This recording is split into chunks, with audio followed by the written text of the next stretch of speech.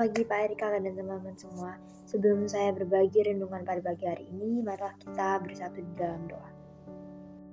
Ya Tuhan Allah Bapa kami yang bertata di dalam kerajaan sorga, terima kasih atas penyertaan-Mu pada saat kami tertidur lelap hingga pada saat kami terbangun di pagi hari dengan tanpa kekurangan sedikit pun. Ya Tuhan, sebentar lagi kami akan belajar bersama-sama untuk mengenal lebih dalam lagi tentang firman-Mu. Kiranya tangan-Mu berturut campur atas kami, agar kami dapat memahami ajaran-ajaran firman-Mu. Berkati juga hamba-Mu yang akan menyampaikan renungan kali ini, agar dapat menyampaikan firman-Mu dengan baik dan dapat dimengerti. Terima kasih Tuhan Allah Bapa, segala hormat dan kemuliaan hanya padamu. Haleluya. Amin. Oke teman-teman, renungan kita pada pagi hari ini diambil dari kitab 2 Yohanes 1 ayat yang ke-9 sampai yang ke-11 yang berbunyi, setiap orang yang tidak tinggal di dalam ajaran Kristus tetapi yang melangkah keluar dari situ tidak memiliki Allah. Barang siapa tinggal di dalam ajaran itu, ia memiliki Bapa maupun Anak. Jikalau seorang datang kepadamu dan ia tidak membawa ajaran ini, janganlah kamu menerima dia di dalam rumahmu dan janganlah memberi salam kepadanya. Sebab barang siapa memberi salam kepadanya, ia mendapat bagian dalam perbuatannya yang jahat. Amin. Teman-teman, dulu banget waktu orang tua kita itu masih seusia sama dengan kita saat ini. Informasi hanya dapat diperoleh melalui media, cetak, atau radio, atau televisi. Sangat berbeda dengan zaman kita sekarang ini kan. Di masa kini, kita bisa memperoleh berlimpah-limpah informasi cukup dengan menggerakkan jemari di atas layar handphone, ataupun laptop, ataupun sejenisnya. Tapi jika kita tidak bijak dalam menggunakan gawai, tidak mustahil kita akan tersesat.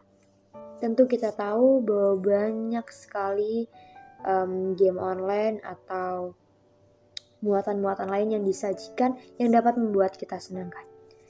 Tapi tidak sedikit remaja seperti kita yang jatuh dan tersesat karenanya.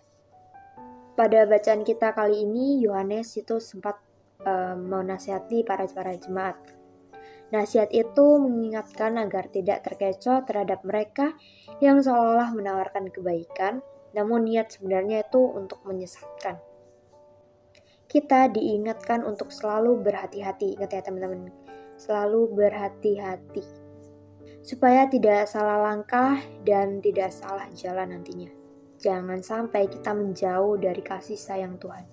Kita tentunya juga diingatkan untuk tidak mengikuti ajaran-ajaran sesat atau menerima orang-orang yang akan menggiring kita dalam kesesatan itu. Jangan bergaul dengan mereka.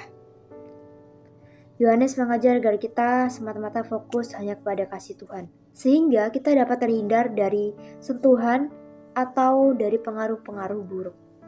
Sebab kita tahu kan kalau penyesatan itu bisa membuat kita melakukan hal-hal buruk yang bertentangan dengan firman Tuhan.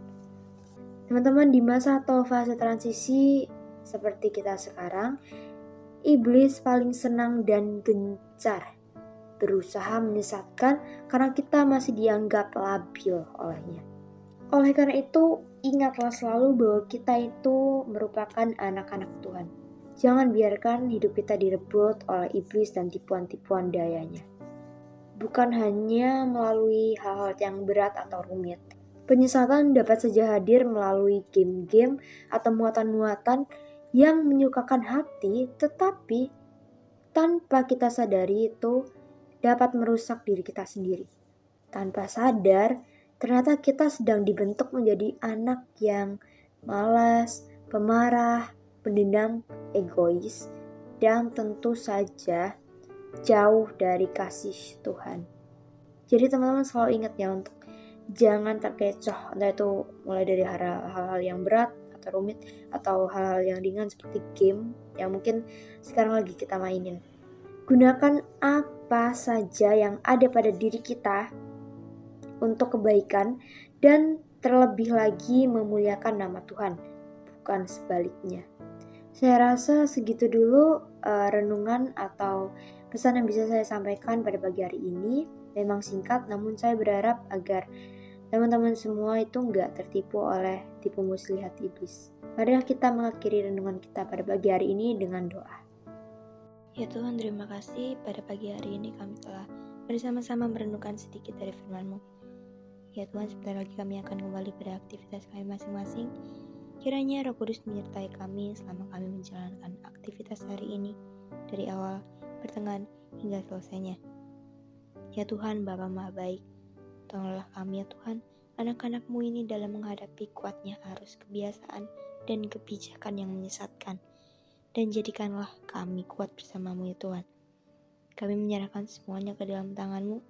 Di dalam nama Tuhan Yesus, kami telah berdoa dan mengucap syukur. Haleluya. Amin.